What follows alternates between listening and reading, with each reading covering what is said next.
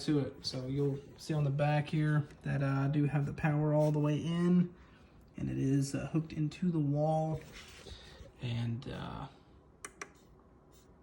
yeah, just nothing. Worked perfect, had no issues.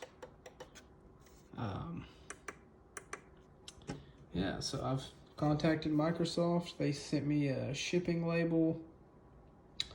Costed $10 for the expedited shipping, and likely after I actually go get this thing shipped, it's probably going to cost a little more than that. So not only am I out of my Xbox Series X, but I'm also out some additional money that I could have used for other Microsoft products or just anything really. But very unfortunate.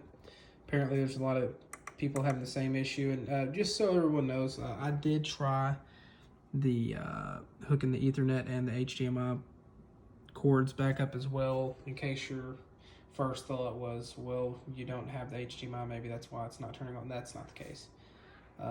Nothing I've done has worked. I have unplugged it, left it unplugged for several hours, plugged it back up for several hours. I've done everything I can do, and it appears that it's just simply not working. Based on others that I've spoken to, it appears to be an issue when you unplug the system. So if you have an Xbox Series X, I advise you keep it plugged up.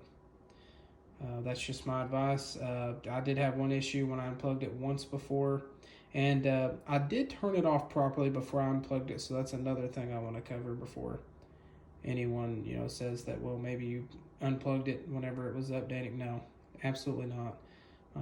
I shut it down the proper way before I unplugged it, and it's still done whatever it's done here.